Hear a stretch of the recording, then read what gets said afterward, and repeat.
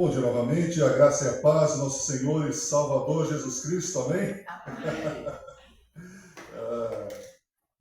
Vamos abrir essas Bíblias então em Filipenses capítulo 2, de 5 a 8, na sequência da exposição ao livro, a carta, a epístola de Paulo aos Filipenses, amém? Enquanto os irmãos estão abrindo o texto da palavra do Senhor, estamos seguindo aí então nessa exposição bíblica, né? Estilo de mensagem que considera o texto e tira do texto as lições e as aplicações para o nosso dia a dia de vida cristã.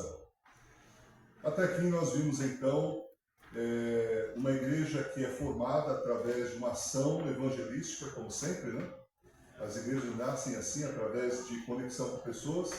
Então Paulo, intencionalmente, depois de ser direcionado pelo Espírito Santo, ele chega a uma colônia romana chamada Filipo, né? Uma cidade. Então, filipenses são os habitantes. É uma cidade romana. É uma cidade que tem esse nome porque Filipe de Macedônia, pai de Alexandre o Grande, que foi um grande conquistador antes da época de Jesus Cristo, o pai dele, Filipe, então, conquistou aquela cidade e deu um nome. Então ficou Filipe, cidade de Filipe. Então, ali então, Paulo ele vai para aquela cidade, não existia uma sinagoga, então Paulo ele vai aonde as pessoas estão procurando a Deus, estão manifestando algum tipo de busca espiritual. E à beira do rio existem umas mulheres, então Paulo começa a falar do Evangelho e Deus abre o coração de Lídia. Lídia era uma mulher que era vendedora de um produto caríssimo, era um tecido caríssimo, então ela se converte ao Senhor Jesus, ela abre a porta da sua casa, aquela casa se transforma então na primeira igreja na Europa. Então Deus começa algo pequeno, mas ganha proporções, e Deus vai agindo. Uma escrava que tinha possessão demoníaca, ela também se converte. Um oficial romano que era cuidador de uma cadeia também se converte, e ali é formada a igreja. Passa 10 anos, Paulo escreve essa carta. Paulo, ao recordar daqueles irmãos, da experiência que ele tem com aqueles irmãos, ele enche o coração de alegria, ele ora pelaquela igreja, ele ora por questões espirituais, para que aquela igreja cresça, desenvolva em amor, através do conhecimento. Então chegamos no capítulo 2. O capítulo 2 vai falar sobre unidade. Então Paulo começa a tratar de um problema que havia naquela igreja. O problema da unidade. Isso está nas entrelinhas, porque já ali no capítulo 1, versículo 1, a gente já encontra indícios de que aqueles irmãos estão com realmente uma falta aí de consideração em relação à liderança da igreja. Veja, capítulo 1, versículo 1, Paulo e Timóteo, servos de Jesus Cristo, a todos os santos que estão em Cristo Jesus, que estão em Cristo e estão em Filipos, com os diáconos, bispos e diáconos. Ora, se ele está falando todos os irmãos, já estaria incluído os oficiais. Mas o destaque aos oficiais, bispos e diáconos, essa palavra bispo significa supervisor, episcopos, né? Supervisor, é o mesmo que ancião, é o mesmo que presbítero.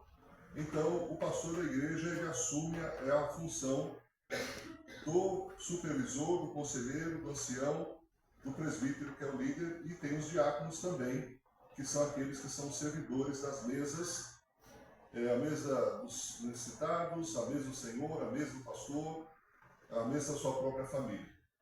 Então, era importante que eles também tivessem essa consideração em relação aos oficiais da igreja. Quando nós chegamos então no capítulo 2, nós vamos ver que Paulo ele vai expor isso, da falta de unidade. Vejamos que era uma igreja que tinha algo muito bom, que toda igreja deve buscar. Era uma igreja missionária e era uma igreja missional. É uma igreja que nasce através de uma ação missionária, é uma igreja que reconhece o seu missionário, é uma igreja que é parceira de Paulo desde aquele primeiro momento, há 10 anos atrás, quando ele escreve a carta, ele testifica que aquela igreja está junto com ele. É uma igreja participante do seu ministério. É uma igreja importante para que Deus o sustente em momentos difíceis ali da carreira itinerante. Paulo era um obreiro itinerante. Ou seja, ele não estava fixado apenas em um lugar. Ele ficava um tempo no lugar, plantava a igreja, evangelizava, fazia discípulos. Ali naqueles discípulos se constituía então uma igreja, preparava a liderança e ia para outro lugar. Essa é a essência principal do ministério de Paulo, é plantar igrejas no solo gentílico, ou seja, em outros lugares não propriamente de judeus. E lógico que nessa ação é necessário que muita oração de uma igreja, é necessário também o sustento financeiro. Paulo nunca fez propaganda, Paulo nunca lançou qualquer tipo de campanha para autossustentação. Não. Paulo dependia de Deus, se Deus levantava pessoas e levantou a igreja de Filipos. Então, Paulo é muito grato. Ele falou assim, olha, vocês estão na igreja que está no meu coração. Ele fala com muita alegria. Mas ele diz assim, olha, completai a minha alegria. Quer dizer, a alegria de Paulo ainda não estava completa totalmente. O cálice da alegria de Paulo em relação àquela igreja, vamos assim dizer, estava em boa medida, mas ainda faltava. Como eu disse na mensagem passada, vamos dizer assim que estaria ali mais de 60%, 75%, faltavam alguma coisa. O que faltava? A unidade. Faltava a unidade. Lembre-se que o Evangelho, a vitalidade do Evangelho. A vitalidade do Evangelho neles, naquela igreja, a vitalidade do Evangelho através deles. O progresso do Evangelho se dá por conta da vitalidade interna de uma igreja.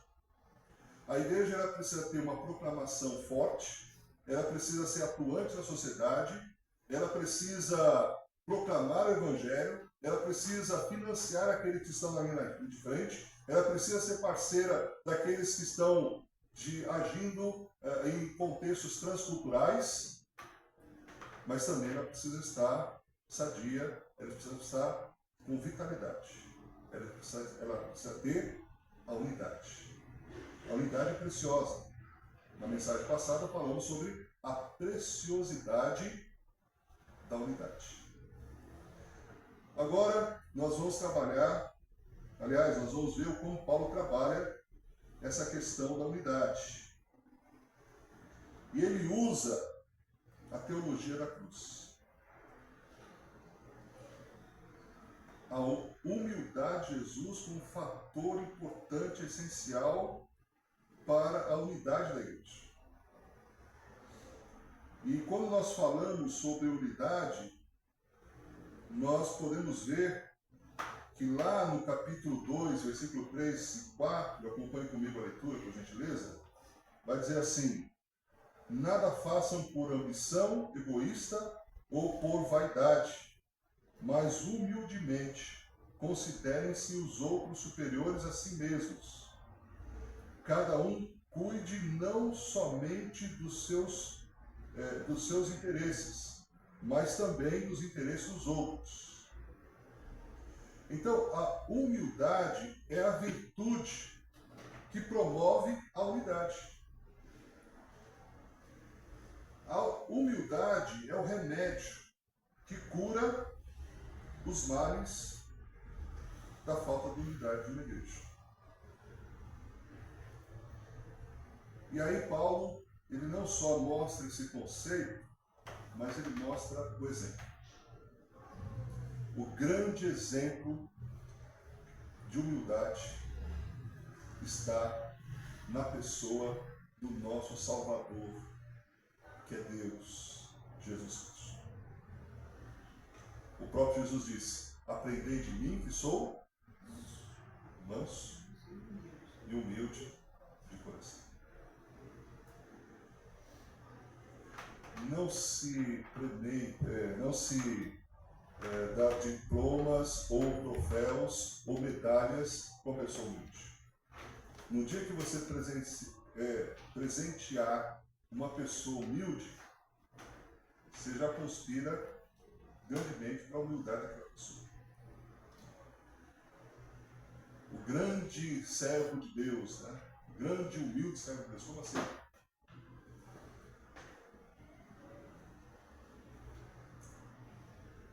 Paulo, então, ele faz com que a igreja, então,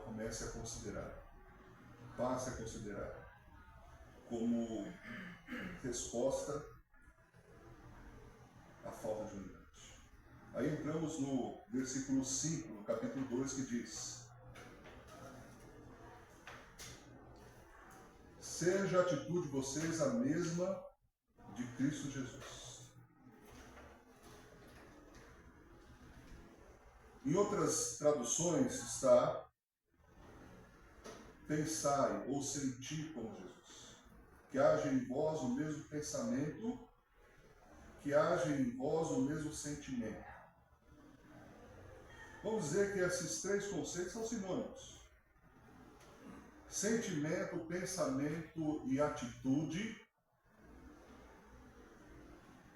Nesse contexto que Paulo está querendo colocar aqui, que Paulo coloca para a igreja, é a mesma coisa. O pensar, o sentir e o agir. A atitude que teve Cristo Jesus. E qual foi a atitude que Jesus teve? O que se destaca nessa atitude? Vamos ver que essa humildade de Jesus é uma humildade que gera uma imitação. A humildade é a base e é o caminho da verdadeira grandeza. Essa auto-humilhação de Cristo ensina que o caminho da humildade é o caminho que promove o bom relacionamento uns com os outros. Essa humildade, esse exemplo de Jesus, porque assim, estudando esse texto, e não é de hoje,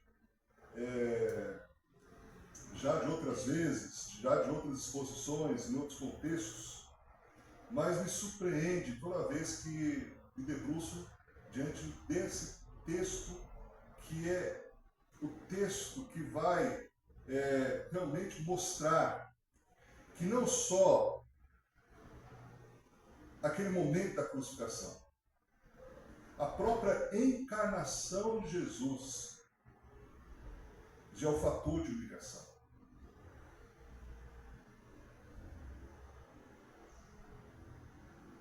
Essa glória velada é a verdadeira grandeza.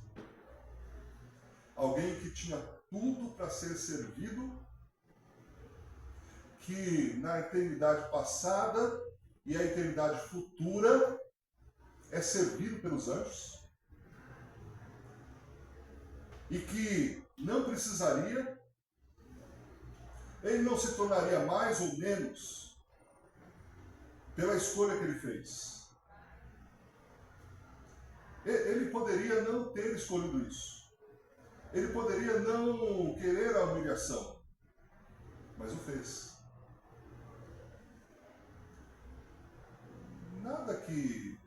pudesse atribuir algo que ele não tivesse, o que ele não fosse. Ele não passa a ser mais Deus ou menos Deus em sua encarnação.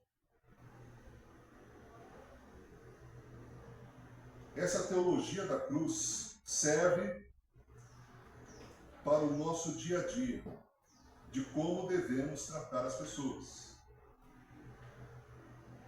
É difícil, muitas vezes, em determinados contextos.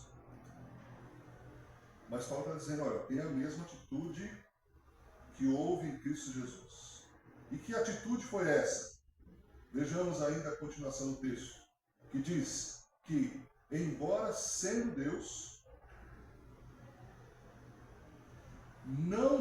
não considerou ser igual a Deus. Algo que ele poderia se apegar, mas não fez. Essa questão, de fato, ela resolve se colocar em prática. Então, assim, Paulo, ele não sugere que a prática da autoajuda vai ser ajuda no relacionamento.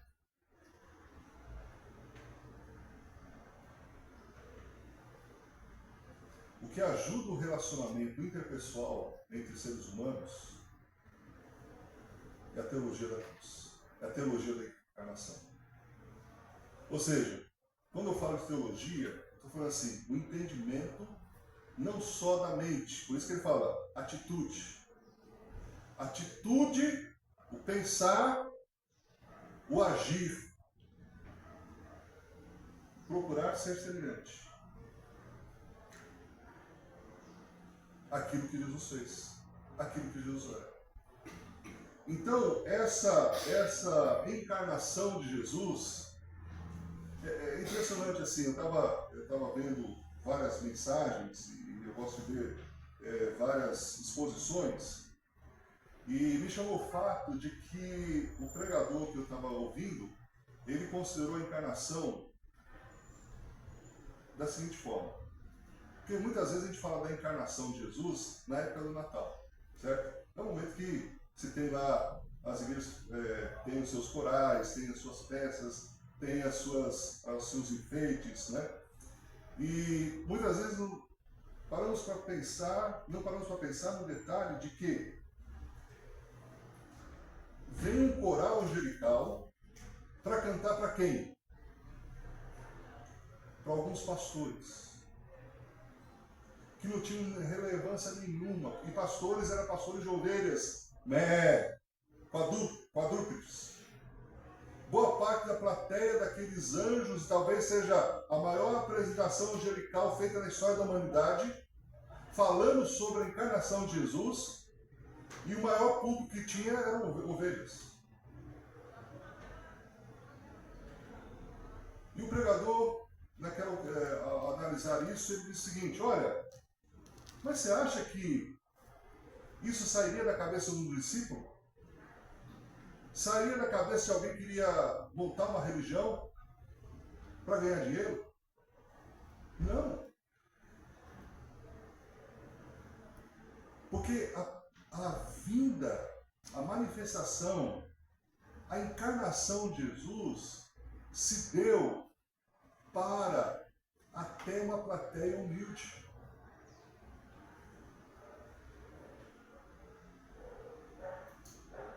E nada aconteceu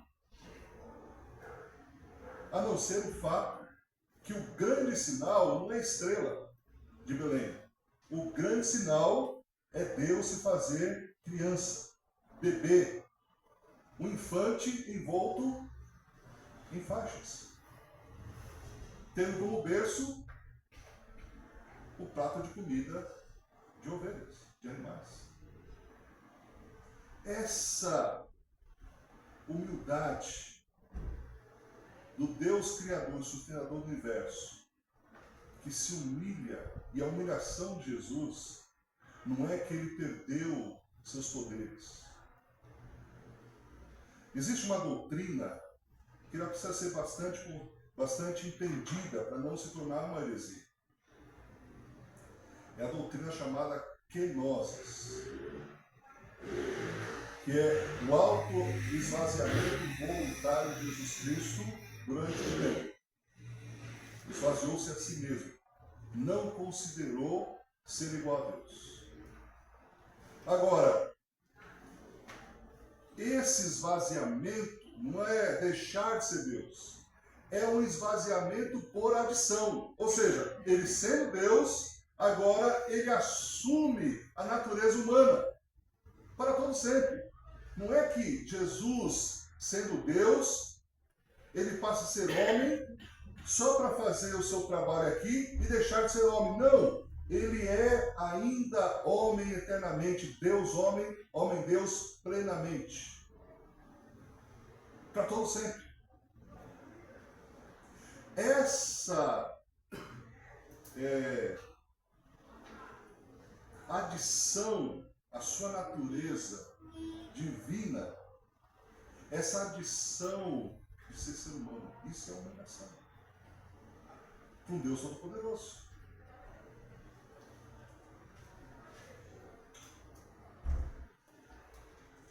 Veja, ele sendo em forma de Deus, ele passa a ser em forma de homem, encarnação. Depois ele desce mais um degrau. Não só apenas ele se humilha para adicionar a sua natureza divina à humanidade, mas também ele desce mais um degrau da humilhação. Qual é o degrau da humilhação? Obediência. Servo. Veja, o texto diz, porque,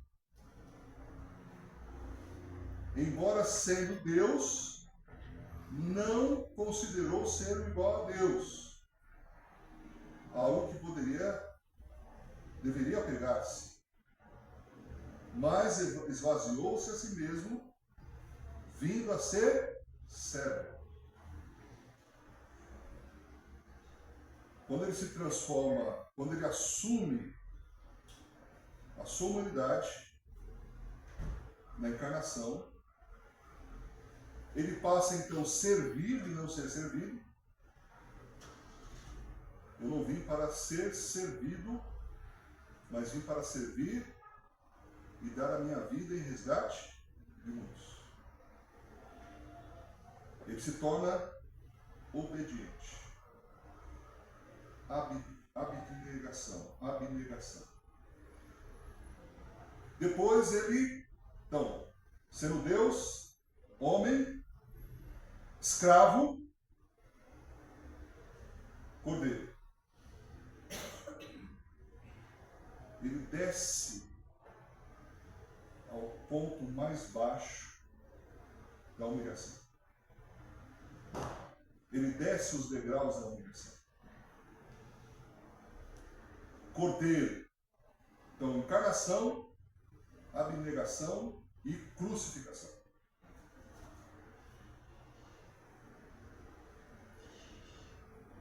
Esse é um exemplo. Esse exemplo de grandeza, humilde, de glória velada, de glória que não se mostra, não quer se mostrar, não quer fazer propaganda, não quer fazer marketing. Não! Ele tinha tudo para vir de forma espetacular. Eu acho que se fosse algo que fosse inventado pelo ser humano, não seria assim. Porque até a expectativa das pessoas que conheciam a lei, conheciam toda a história da revelação de Deus, pensavam o seguinte: não, o Messias ele vai vir de forma gloriosa. O Messias vai vir como um grande general. O Messias vai vir num cavalo branco. O Messias vai liderar Israel para destruir os romanos. Uma ala pensava assim. Outra ala pensava assim: não, o Messias vai ser um grande sacerdote. Uns pensavam no Messias um guerreiro, a semelhança de Alexandre, ou Judas Macabeus, que era o herói. Sabe por que existe tanto Judas no Novo Testamento? Porque no período intertestamentário, no período interbíblico, a pessoa de mais destaque chamava-se Judas Macabeus.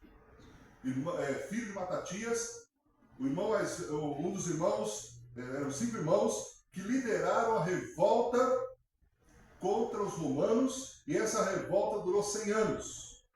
O grande herói daquele período antes de Cristo era Judas. Então, muita gente pensava assim, que existe até uma certa frustração por parte dos discípulos, porque os discípulos estavam nessa expectativa. Talvez o que tinha mais expectativa assim era Judas Iscariotes.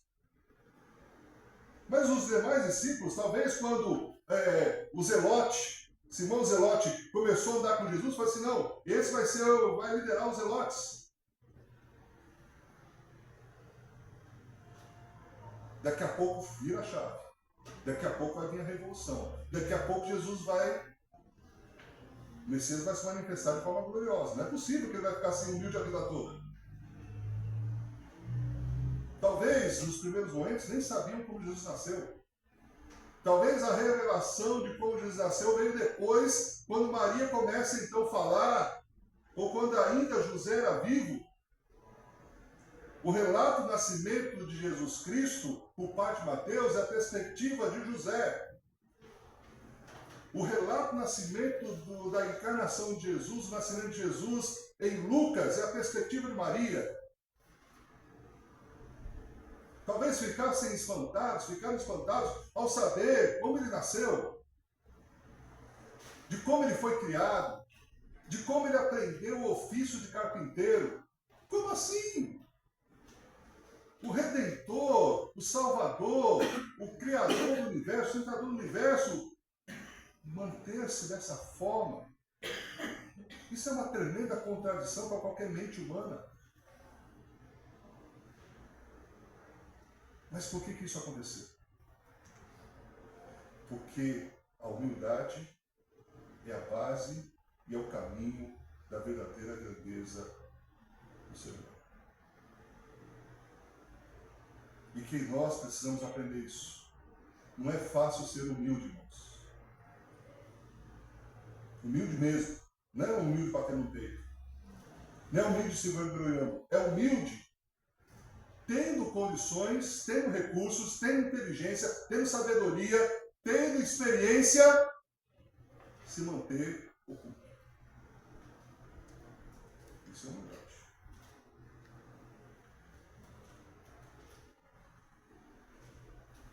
Quando entramos então, ainda falando sobre essa questão da encarnação de Jesus, desse exemplo, ele prossegue aqui o texto dizendo assim,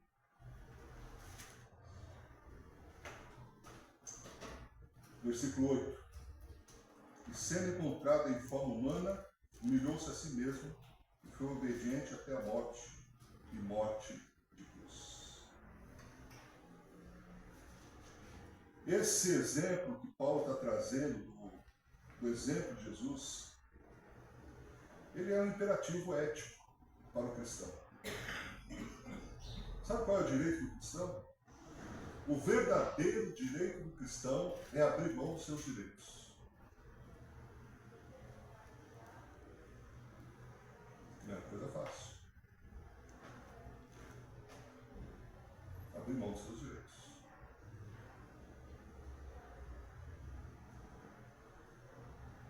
Assistindo outro episódio de The Chosen, quando eles estão caminhando,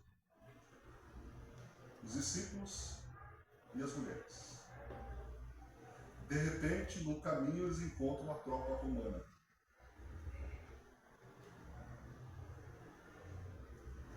E aí, pela lei romana, o soldado romano poderia obrigar o judeu a carregar a sua armadura e seus pesos.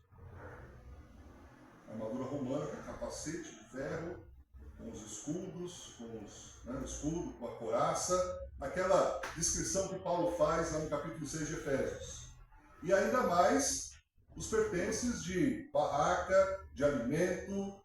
Você já foi acampar? Você tem que carregar aquela mochila grande para não passar privação, né? Então, todo o equipamento romano de um soldado romano então o soldado romano poderia obrigar o judeu a andar o quê? Uma milha. Uma milha é cerca de 1.600 metros. Não é isso? 1.400 metros, 1.600 metros. Ok? Uma vez comprei um carro que marcava em milhas. Aí eu estou andando, pensando que é em quilômetros, uma velocidade, não é em milhas, né? Então, uma milha romana, né? E Jesus fala assim, se alguém te obrigar a andar uma milha, vai com ele 2. Irmãos, olha, eu confesso que não tinha entendido muito bem esse texto, até ver essa reprodução cenográfica. Me chamou a atenção, trouxe um impacto. Mas é isso. Não sei quantos assistiram essa cena. Mas olha só, aí o que acontece? Eu fiquei pensando, mas de repente obrigam Jesus a colocar o capacete, a carregar o escudo. Isso para o judeu é humilhação. Para o zelote é humilhação. Deus faz. E pensam que Jesus vai ter uma reação? Não. Aí dá o marco, tá, já deu. Assim, não, aonde que eu posto vocês? Ah, é mais adiante. Então, vamos lá.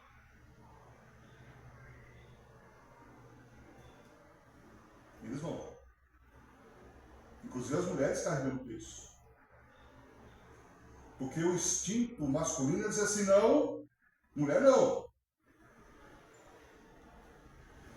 E aí o que acontece? Um pouco antes de chegar no posto, os próprios soldados começam a aliviar o peso dos discípulos de Jesus e do próprio Jesus. E começam a ver Jesus de forma diferente. Eu falei, é isso que Jesus estava querendo dizer? Ou seja, uma atitude humilde traz impacto. Uma atitude abrir mãos dos direitos traz impacto. Uma atitude humilde é a virtude pelo qual é a base, o caminho de preservar a unidade e o bom relacionamento da igreja. Isso em quais circunstâncias, pastor? Em todas elas. Em todas elas. Até em algumas divergências teológicas, você dizer. Lógico, as divergências teológicas adiáforas. Vou explicar isso, até caçar. Tradução. Que não... Adiáforo, o que é isso? É aquela que não interfere na salvação. Ou seja, posições teológicas periféricas. Não as centrais e não aquelas que interferem na salvação, obviamente. Porque se uma pessoa que diz ser cristão e pensa diferentemente a respeito da revelação de quem é Jesus em sua essência, em sua pessoa, em sua obra de salvação, aí não tem como. Ok? Mas, meus irmãos, por exemplo, nós fizemos aí e vamos para a terceira aula de escatologia. Você não vai deixar de ter comunhão com alguém só pelo fato de que ele acredita que, de repente, não vai ter um milênio. Senão você divide aí pelo menos metade dos evangélicos. Não é isso, obviamente. Outras questões, por exemplo, como liturgia, a cor da parede, vocês viram que a parede está azul. Mas por que azul, pastor? Por que azul, Daniel? Ora, estava preta. Mas por que estava preta? Para esconder algumas falhas, depois pintou de branco, aí viu que as falhas apareceram. Irmãos, mas a cor de parede, e pasmem, tem pessoas que se dividem e dividem igreja e dividem grupos por questões como essa. Conta essa história de uma igreja que queriam pintar o templo, e aí assim, vamos para a votação. Proposta. Um falou assim, não, tem que ser azul celeste, não é azul eclesiástico, mas azul celeste. Azul que é a cor do céu. Aí eu falei assim, não, tem que ser vermelho, a cor do sangue de Jesus. Dividiu a igreja. Por conta de cor de parede. Veja, irmão, isso não cabe. Aí falaram que será que o desfecho foi pintar metade da igreja vermelho, metade da igreja azul. Então aqueles que gostavam do azul sentavam no lado azul, os que gostavam de vermelho. Irmãos, ou de uma igreja que descobriu em uma das suas propriedades, diz que lá no Texas, uma das suas propriedades, petróleo.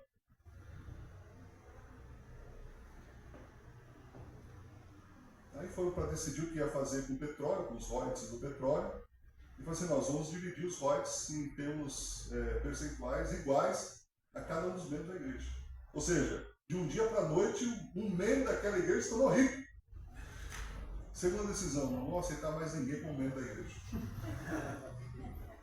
Tem cabimento dentro disso. Veja, né?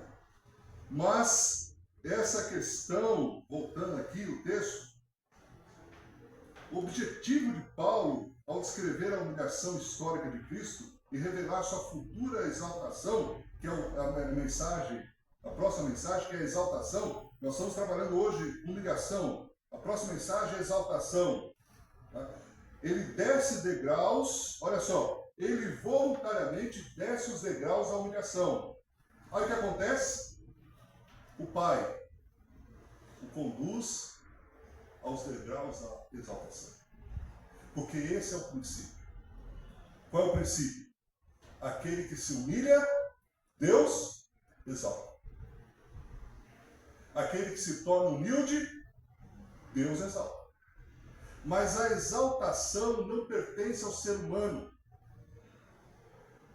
A exaltação pertence a Deus, aos seus céus fiéis. E quando vai acontecer isso? Na eternidade, na glória.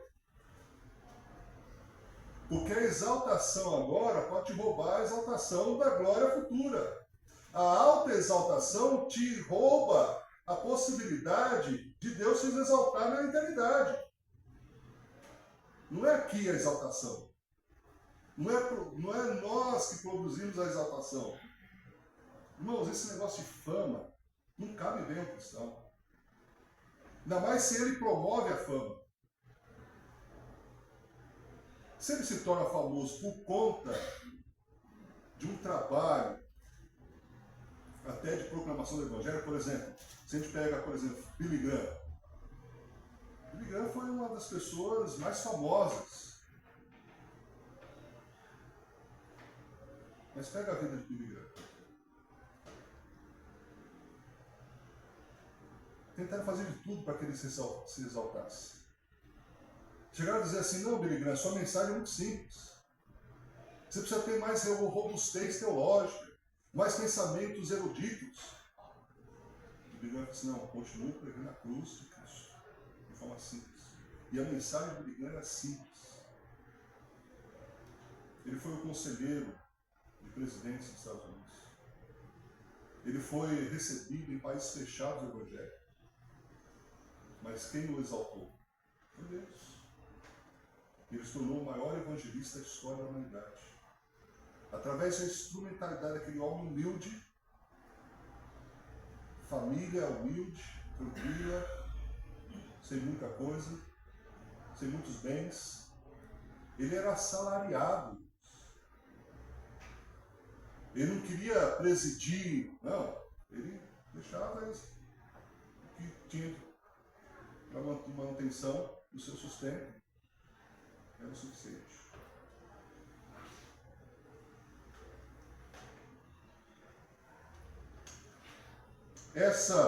Esse autoesvaziamento, é bom que se diga, irmãos, é o seguinte. Esse autoesvaziamento, essas palavras usadas aqui, descrevem não uma perda ou um decréscimo na essência de Cristo, mas uma suspensão voluntária da manifestação gloriosa de tal essência. elas também se referem à sua condescendência em compartilhar da fragilidade humana e a sua suspensão voluntária do uso independente dos seus atributos divinos. A ênfase mais importante recaía na abnegação de Cristo ao assumir o papel de servo, muito, obviamente, um reflexo das suas próprias palavras em Marcos 10:45. Que diz Marcos 10:45? Não vim para ser servido, mas vim para servir e dar a minha vida em resgate de muitos. O que ele disse, ele fez. Antes de dizer, ele já fez. Enquanto ele dizia, ele fazia. E depois que ele fez, depois que ele falou, ele continuou fazendo e continuará fazendo, porque ainda é o Senhor. Irmãos, Jesus Cristo é o único ser que tem duas faces.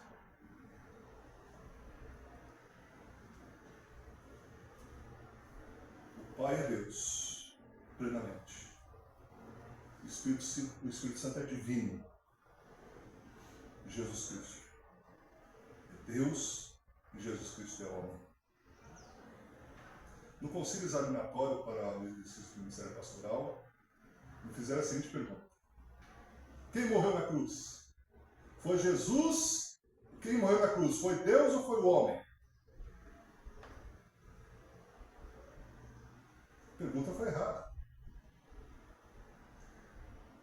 Porque a pergunta induz uma resposta errada.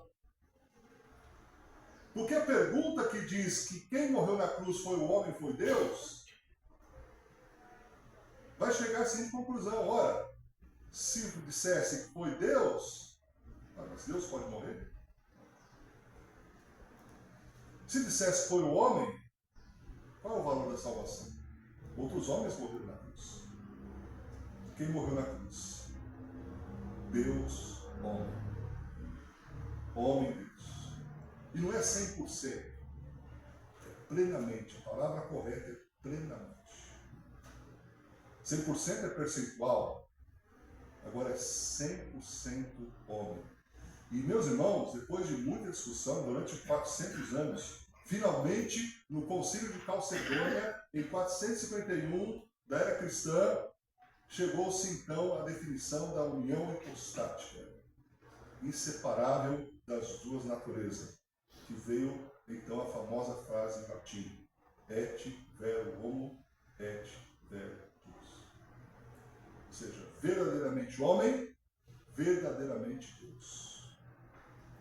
Mas o que Paulo está colocando aqui, irmãos, não é apenas para dizer assim: olha aqui, pensamento erudito, que pensamento profundo, que pensamento filosófico. Não, Paulo está dizendo isso para que a gente possamos viver no dia a dia em bom relacionamento com as pessoas. Com quais pessoas? Todas elas. Com o cônjuge, com o filho, com o pai, com o irmão da igreja, com o patrão, com o empregado, com todas as pessoas. Todas.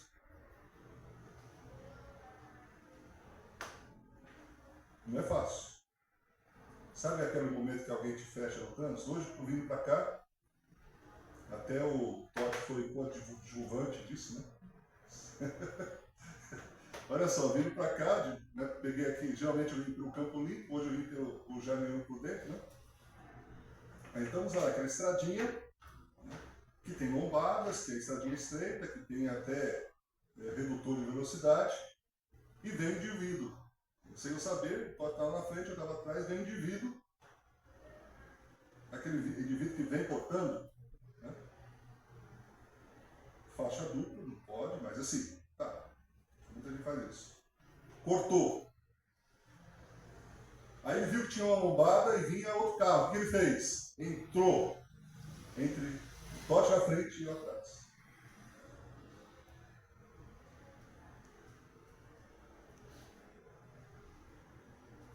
atitude como essa provoca o quê? Um acidente. Risco. Quem está no volante que faz? Eu fiz. Pé!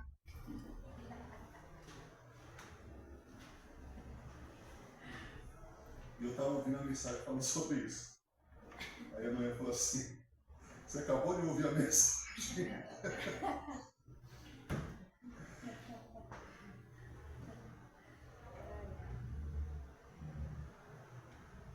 Como é difícil.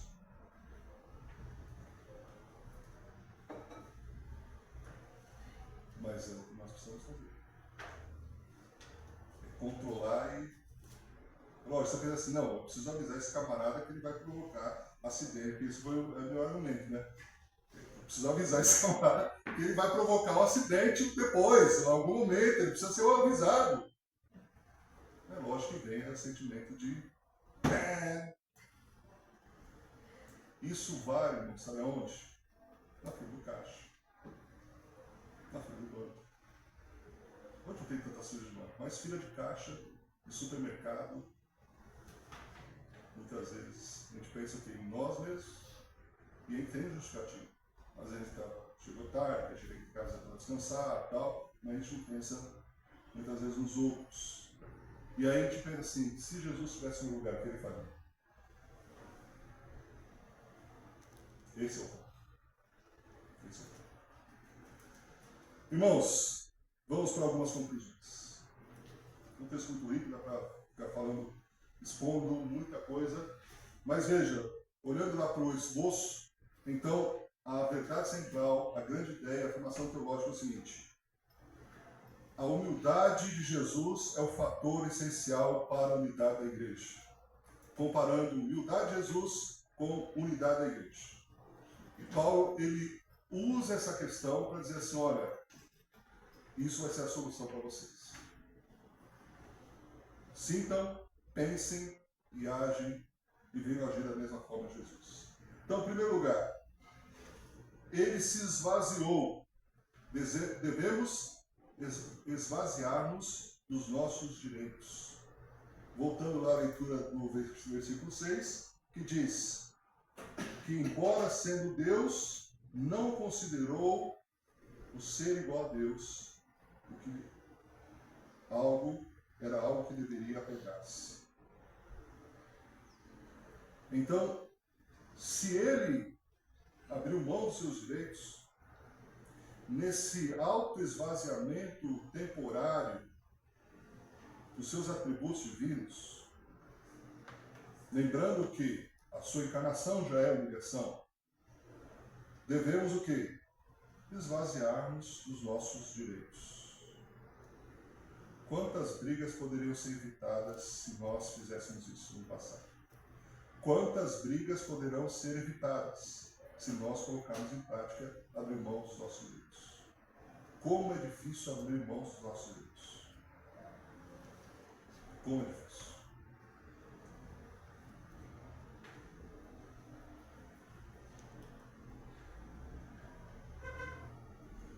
Ontem aconselhando um irmão Cristo na vida da nossa igreja, uma ex-ovelha que me procurou, estava ontem na casa do meu pai, dando auxílio ali para ele, e a pessoa querendo um aconselhamento, falou assim, olha, estou aqui com meu pai. Não, eu vou aí. Sim, mas eu vou precisar, se vier alguém, eu preciso. Não, tudo bem. E exatamente isso. Exatamente isso. Algumas crises por conta de não abrir mão de direitos. Segundo lugar, ele se encarnou. Devemos ter empatia uns pelos outros. Versículo 7. Mas esvaziou-se a si mesmo, vindo a ser servo, tornando-se semelhante aos homens.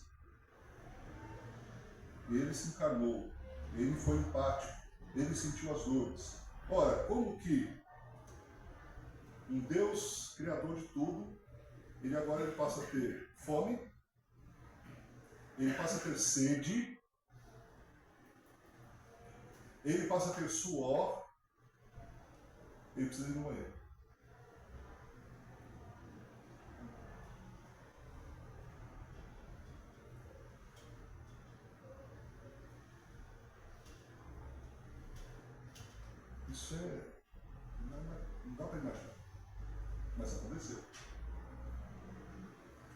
Então não pense que você é superior aos outros. Ah, não tenha discriminação, não tenha preconceito, não tenha racismo, é coisa estúpida para o cristão. Ah, eu não gosto daquela gente. Ah, eu não gosto que é pobre, eu não gosto que é feio, não gosto do que é da periferia. Ah, eu não gosto porque não tem a mesma cor que a minha. Ah, eu não gosto porque o cabelo não é igual ao meu. Ah, eu não gosto porque não torce o mesmo time. Irmãos, isso não cabe para o cristão. Mesmo que todos os seres humanos, conforme a Bíblia diz, vêm de um único casal. Todos os seres humanos. Quantas guerras poderiam ser evitadas se houvesse entendimento disso? Terceiro e último lugar. Ele se sacrificou. Devemos viver em mutualidade. Fechando então com o versículo 8. E sendo encontrado em forma humana, humilhou-se a si mesmo e foi obediente até a morte e morte de cruz.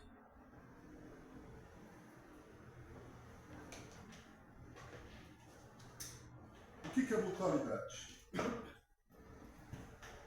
Já foi dado até um estudo aqui sobre a mutualidade, mas é sempre bom a gente rever, relembrar, trazer a memória novamente. Mutualidade, eu vou dizer assim até, cheguei a essa conclusão alguns anos atrás. Os mandamentos de Jesus são alenônicos. O que é isso? A palavra mutualidade, reciprocidade uns aos outros, é uma palavra em grego que significa alelon. Alelon. Aparece 100 vezes no Novo Testamento. 100 vezes. 99 mais 1. E os 50 mandamentos de Jesus são mandamentos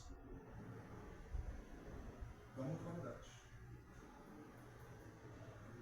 Todos eles têm a ver uns aos outros. Amar uns aos outros, perdoar uns aos outros, orar uns pelos outros, carregar as cargas uns aos outros. No primeiro ministério, quando eu falei sobre isso, ensinei sobre isso, foi criado um grupo musical que o nome foi esse, Alemão. Alemão.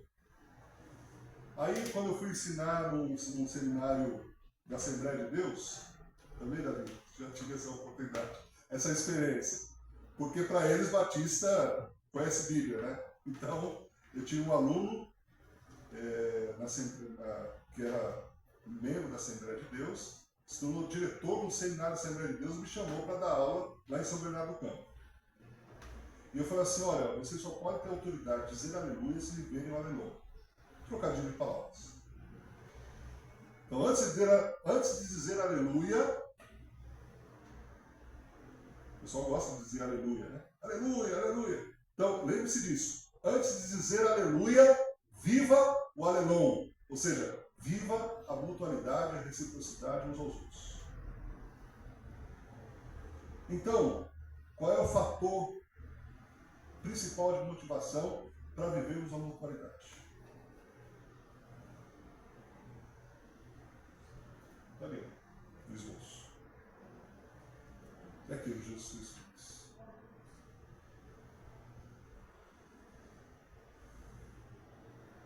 Algumas verdades importantes.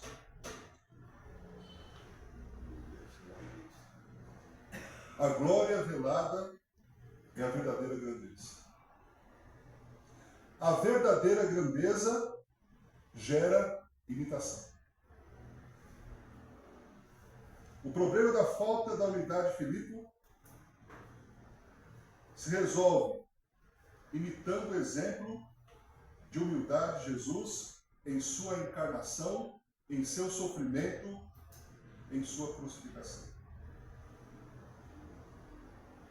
Que o Senhor nos abençoe. Amém? Nós vamos responder a essa mensagem louvando a Deus novamente com a música que nós cantamos, foi a última, agora de forma diferente. minha sugestão é que nós cantemos com espírito de oração, com introspecção e com oração. Então, aquilo que nós vamos cantar na letra dessa música deve ser nossa oração a Deus, nosso pedido a Deus, para que sejamos assim. Amém? Enquanto a irmã Renata vem à frente para nós louvarmos ao Senhor, né, nessa última canção,